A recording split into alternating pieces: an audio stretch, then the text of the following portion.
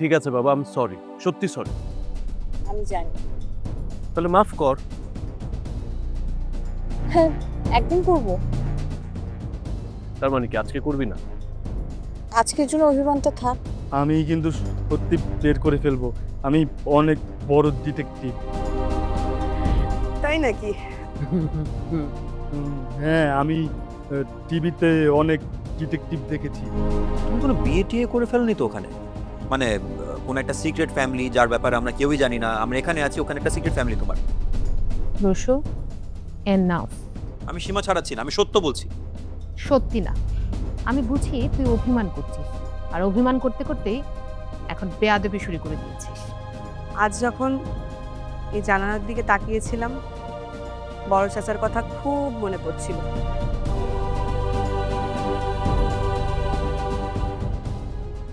না, আমি সীমা ছাড়াচ্ছি না, আমি সত্য বলছি। সত্যি না, আমি বুঝি তুই অভিমান করছিস, আর অভিমান করতে করতেই এখন বেয়াদবি শুরু করে দিয়েছিস। বেয়াদবি? হ্যাঁ, তুই রাগ করতে পারিস, অভিমান করতে পারিস, কিন্তু আমার চরিত্র নিয়ে ইঙ্গিত করার অধিকার তোর নেই। আমি তোর মা, বন্ধু নই। আমি তোর সাথে সবসময় হাসি ঠাট্টা করি বলে তুই পার পেয়ে যাবি? আম্মু, আমি না,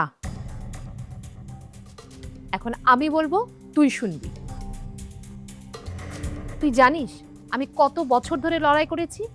তুই জানিস একটা বিজনেস দাঁড় করাতে আমার কতটা পরিশ্রম করতে হয়েছে? কত রাত আমি না ঘুমিয়ে কাটিয়েছি, কত মানুষের কথা আমি সহ্য করেছি। আমি আমি জানি। না, তুই জানিস না, আর জানলে তুই আজ আমাকে এ ধরনের কথা বলতে পারতিস না। তাহলে আমাদের কি হবে? তোমাদের কিছুই হবে না। আমি যাচ্ছি মানে আমি হারিয়ে যাচ্ছি না। আমি মা, আমি আছি, আমি থাকবো। দূরে থেকেই? হ্যাঁ, দূরে থেকেও। সবাই তো পারে না আম্মু। আমি পারি, কারণ আমাকে পারতে হয়। জানো আম্মু, আমার না বিজনেসের জন্য রাগ না, ইভেন তোমার আমেরিকাতে যাওয়ার জন্য রাগ না। তাহলে মানে আমার রাগ লাগে আমি যদি তোমার জীবনে খুব জরুরি মানুষ না থাকি, যদি আমি তোমার ফার্স্ট প্রায়োরিটি না থাকি, সেকেন্ড হয়ে যাই, তখন তো খুব কষ্ট লাগবে, বুঝছো? বোকা ছিল। আমি সিরিয়াস আম্মু। আমিও সিরিয়াস। তুই আমার ছেলে, এ জায়গাটা কেউ নিতে পারবে না। কোনো মানুষ না, কোনো বিজনেস না, কোনো দেশও না। কিন্তু একটা কথা মনে রাখবি, ভালোবাসা আর দায়িত্ব একে অপরের শত্রু না। আমি কাজ করি বলে তোকে কম ভালোবাসি না বিশু।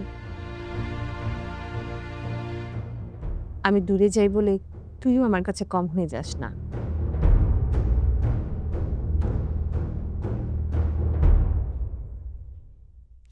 দুলা ভাই, হ্যাঁ, আমি একটা সিদ্ধান্ত নিয়ে নিয়েছি। মাথা গরম করেও না, কোনো আবেগের বশেও না, অনেক হিসেব নিকেশ করে তারপরে ডিসিশনটা নিয়েছি। আমি আর ঢাকায় থাকবো না, আমি গ্রামের বাড়িতে চলে যাব। হ্যাঁ, আমি তোমার আপার মুখে শুনেছি তোমার এই সিদ্ধান্তের কথা। তুমি ভালো সিদ্ধান্তই নিয়েছো, কিন্তু তোমার তো অনেক কষ্ট হবে। কারণ এক ধরনের এস্টাবলিশমেন্টের ভিতরে তুমি ছিলে, এখান থেকে যে তুমি আবার নতুন করে শুরু করবে। কিন্তু দুলাভাই, কষ্টের কি আছে? ব্যবসা বাণিজ্য তো ওখান থেকেও করা যাবে, তাই না? আর এখন তো অনলাইন আছে, ফোন আছে, লোকও বলা আছে, কোনো সমস্যা হবে না। ইমার্জেন্সি যদি লাগে সপ্তাহে একবার দুইবার এসে এখানে হোটেলে থাকবো, কাজকর্ম গোছায় টোছায় আবার আবার নিজের উদ্দেশ্যে চলে যাব। আসলে কি দুলাভাই, আমি আর ঢাকায় থাকতে চাই না। এই শহরটা গত 2-3 মাসে অনেক কিছু শিখেছি দুলাভাই। আর তার চেয়ে বড় শিক্ষা হচ্ছে গিয়ে নিজের মাথার উপর ছাদ থাকাটা। এই কথাটার দাম আমরা তখনই বুঝি যখন শেষ ছাদটা সরে যায়। আচ্ছা দুলাভাই, এই ব্যাংকের ওই ব্যাপারটা কি হলো? লোনটা তো এখনো হচ্ছে না, আর কতদিন লাগতে পারে একটু বলবেন? আমি ফলো আপ করছি, ম্যানেজারের সঙ্গে আরো দু একবার কথাও হয়েছে, কিছু কাগজপত্র আবার চেয়েছে। আর খুব বেশি হলে আর 2-4 দিন। হ্যাঁ দুলাভাই, টাকাটা পেলে কিন্তু আমি আর বসে থাকবো না, সাথে সাথে কনস্ট্রাকশনের কাজটা শুরু করে দেব। আর আপার যে জায়গাটা বন্ধক রেখেছিলাম সেটাও ছাড়াবার ব্যবস্থা করব। দুলাভাই, এভাবেই তো আস্তে আস্তে ক্যাশ ফ্লোটা স্টার্ট হবে। আর যখন ধরেন যে কাজ বন্ধ থাকে তখন সবাই বলে টাকা দাও টাকা দাও, কিন্তু কাজটা একটু রুলিং করতে পারলেই দেখবো সবাই আবার আমাকেই টাকা দেওয়া শুরু করবে। আমি তোমার কমপ্লিকেসিটা বুঝি, খুব ভালো করেই বুঝি। জানো তো রূপ, এই কয়েক মাসে মনে হয় যে আমার 10 বছর বেড়ে গেছে। কেন এই কথা বলছেন দুলাভাই? কি যে সব হয়ে গেল তরু। বড় ভাইজান, আমি, আমরা এতটা অসুস্থ শরীর নিয়ে ভাইজান বাড়ি ছেড়ে চলে গেল। জানতে পারলাম আমরা যে ছাদের তলায় থাকি সেই বাড়িটা বিক্রি হয়ে গেছে। একটা চিঠি লিখে সব হিসেব নিকেশ শেষ করে দিয়ে গেল। কতটা অভিমান নিয়ে যে ভাইজান বাড়িটা ছেড়ে চলে গেছে জানি না। জানো তরু, একটা মানুষ কতটা অভিমান করলে পরে এই কাজটা করতে পারে। আমার বাবা মারা যাওয়ার পর যতবার বিপদে পড়েছি একবারও মনে হয়নি যে আমি বিপদে পড়েছি। কারণ তখন মাথার উপর আমার ছাদ ছিল, ভাইজান ছিল। ভাইজান শুধু আমার ভাই না, ভাইজান আমার বট গাছ। ঝড় আসলে পরে যে গাছটা নিচে দাঁড়ালে পরে রোদ লাগে না, বৃষ্টি গায়ে লাগে না, ভাইজান ছিল আমার সে বট গাছ। আজকে সে গাছটা নেই। মাঝে মাঝে কি মনে হয় তোর জানো, আমার না ভীষণ কান্না পায়, ভীষণ কষ্ট লাগে। একটু আগে যদি জানতে পারতাম, একটু আগে কি কারণে ভাইজানের যে অভিমান এটা যদি বুঝতে পারতাম, তাহলে ভাইজানকে আমি এভাবে চলে যেতে দিতাম না। দুলাভাই, আপনার কষ্টটা আমি বুঝি, কিন্তু এইভাবে আর কখনো বলবেন না দুলাভাই, প্লিজ। মানুষ যখন ভেতরে অভিমান জমায় তখন সে বাইরে কাউকে বুঝতে দেয় না দুলাভাই। দুলাভাই, আপনি যদি মনে করেন সব দোষ আপনার, তাহলে কিন্তু আপনি নিজের উপর অন্যায় করবেন। জাবেদ ভাইজান নিজের উপর রাগ করেছিলেন, নিজের ভাগ্যের উপর রাগ করেছিলেন, এই এই পরিস্থিতির উপর রাগ করেছিলেন, আপনার উপর না দুলাভাই। তবুও না দুলাভাই, আপনি এই যে জাবেদ ভাইয়ের জন্য কাঁদছেন, আপনি কষ্ট পাচ্ছেন, এটাই প্রমাণ করে যে আপনি ব্যর্থ না। দুলা ভাই, আপনি দেখেন ঠিকই একদিন না একদিন জাভেদ ভাইজান ফিরে আসবে। দুলা ভাই, এটা তো কোনো সিনেমার গল্প না, এটা তো রক্তের বন্ধন, তাই না? সিনেমা শেষ হয়ে গেল মানে সম্পর্ক শেষ হয়ে গেল তা না। ঠিকই দেখবেন ভাইজান একদিন ফেরত আসবে। ইনশাল্লাহ। আর আমি বাড়ি গিয়ে বসে থাকবো না দুলা ভাই।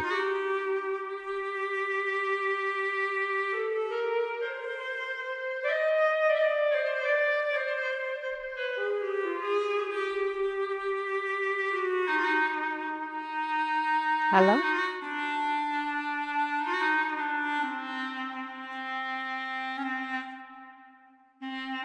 দেখলি, আমার ছেলেটাও আমাকে বুঝলো না।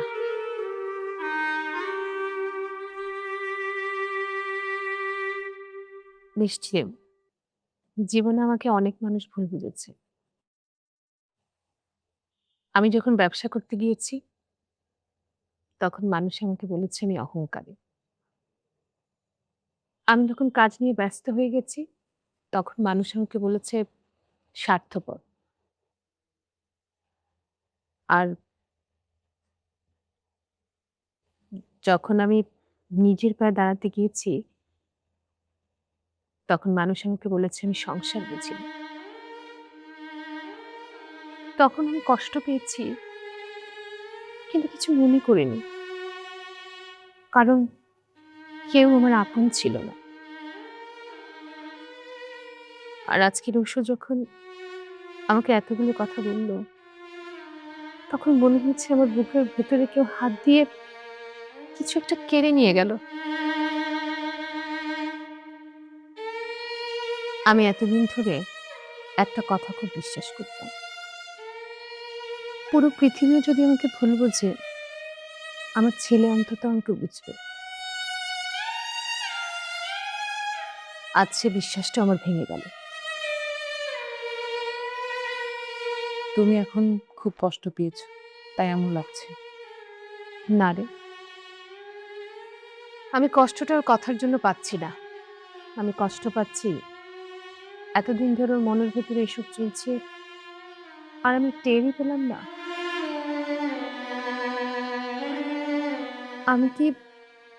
আমি কি এতই খারাপ মা মিষ্টি? খালা, এভাবে কেন ভাবছো? কারণ ভালো মা হলে কোনো ছেলে মাকে এমন প্রশ্ন করে না। ভুল, একদম ভুল। আমি বললাম আমি পাঠাচ্ছি, আমি বাইরে আছি, কিভাবে পাঠাবো? বাসায় গিয়ে আমি পিডিএফ করে দিচ্ছি। ওকে ওকে, বাই।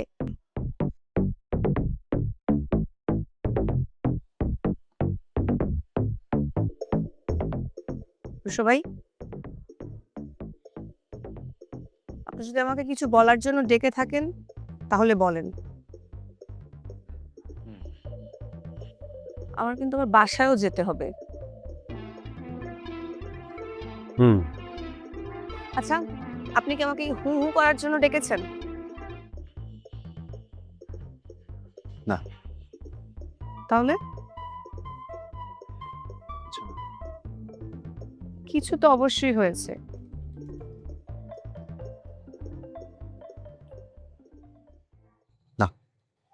কিছু হয়নি। মিথ্যা।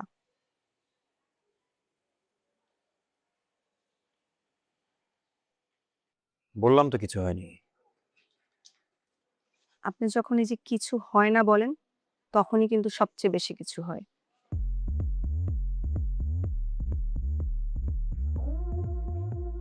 আমার আম্মু আমেরিকা চলে যেতে যাচ্ছে। সে শুধু যাচ্ছেই না, তার হয়তো সেখানে আরেকটা পৃথিবী আছে তার মতো।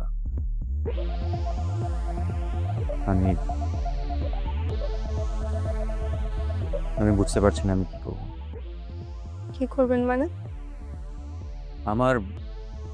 আমার আম্মু কেন আরেকটা বিয়ে করবে? আমি কি ইনাফ না? এই প্রশ্নটাই ভুল। ভুল? হ্যাঁ, খুব ভুল। কেন? কারণ রুশো ভাই, ছেলে আর স্বামী এক জিনিস না।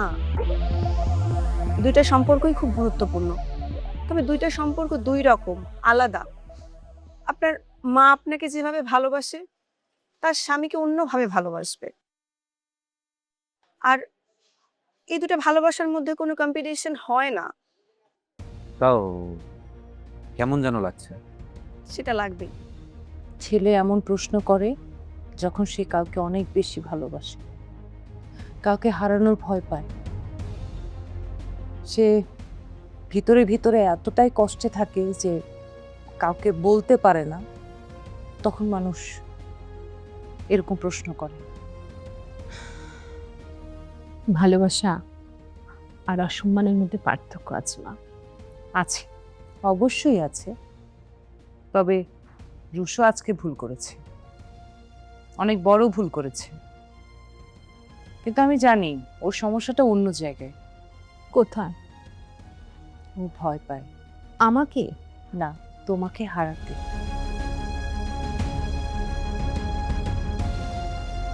আচ্ছা, আপনি আমাকে একটা কথা বলেন তো, আন্টি ঠিক কত বছর ধরে একা? অনেক বছর। তাহলে আচ্ছা, মানে একটা মানুষ ঠিক কত বছর একা হয়ে বাঁচবে? তারও তো একটা সঙ্গী প্রয়োজন। একটা মানুষ কি শুধু মা হয়ে সারা জীবন বাঁচতে পারে? তারও তো ইচ্ছা করে সন্ধ্যাবেলায় কারোর সাথে বসে চা খেতে, অসুখ হলে কারো কাঁধে মাথা রাখতে। আমি কখনোই ওভাবে ভাবিনি। কারণ আপনি শুধু নিজের দিকটা ভাবছেন।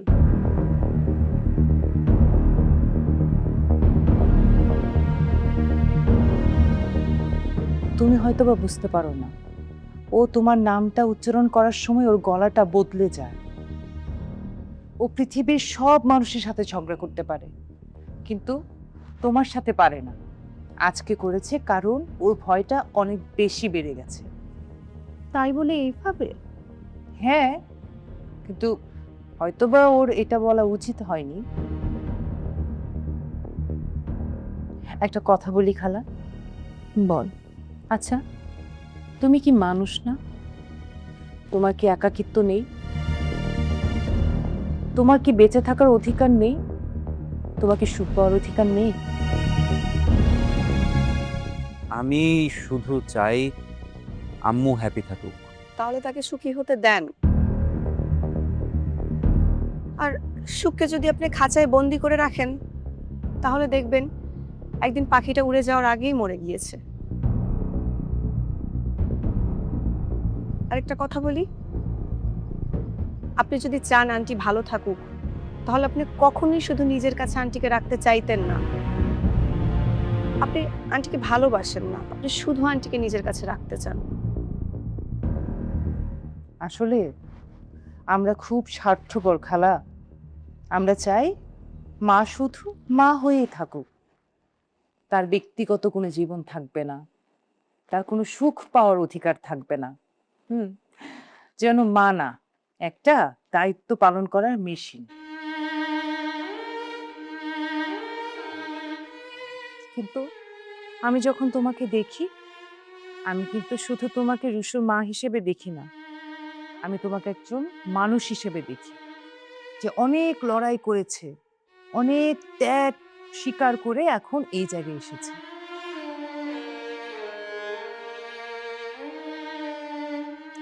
আবার রুশোর দোষও দিচ্ছি না। এতদিন পরে তোমাকে কাছে পেয়েছে, ও ভেবেছে মনে হয় এখন সব ঠিক হয়ে যাবে। এরপর মা থাকবে, মায়ের সাথে ঘুমাবে, মাকে প্রতিদিন দেখবে। সে হঠাৎ করে শুনলো তুমি চলে যাবে। তুমি ব্যবসা দেখছো, আর এদিকে রুশো দেখছে একটা বিদায়। আমি কি তাহলে যাব না? অবশ্যই যাবে, কেন যাবে না? ভালোবাসার জন্য মানুষ নিজের জীবন বন্ধ করে দেয় না। তোমার কাজ আছে, তোমার দায়িত্ব আছে, তোমার একটা পৃথিবী আছে, সেটা তো তুমি ছেড়ে দিতে পারো না। কিন্তু রুশো রুশোকে বুঝতে হবে। যদি না বুঝে? তাহলে বুঝিয়ে বলতে হবে। কে বলবে? আমি বলবো। আমি বলবো মা কোনো সম্পত্তি না যে নিজের কাছে রেখেই দিতে হবে। মা হলো আশ্রয়, আর আশ্রয় দূরে গেলেও আশ্রয় থাকে।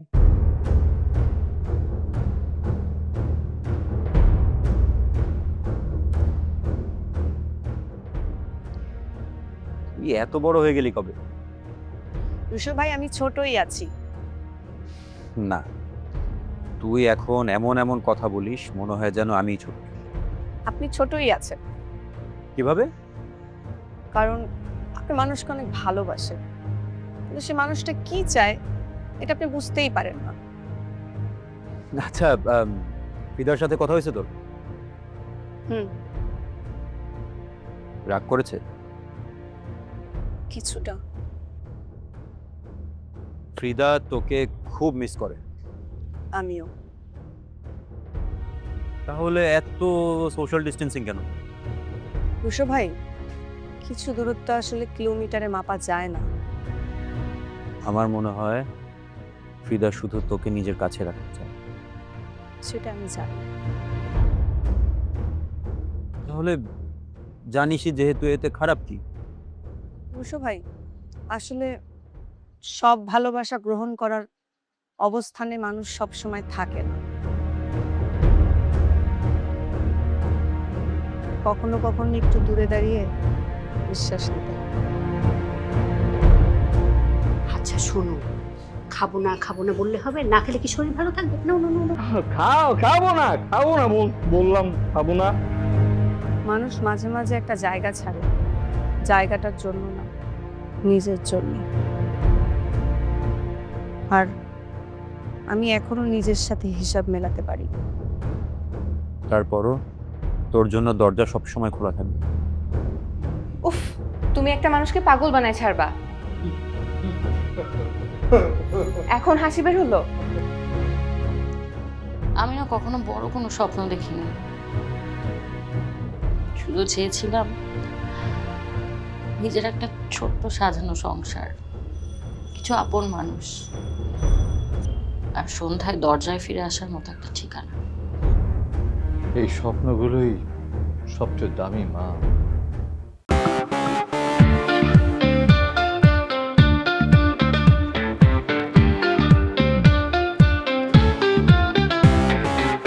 চোরাশিতে ভাসি, বালির ঘর বাঁধি, স্বপ্নের ফেরিওয়ালা ডাক দিয়ে যায়।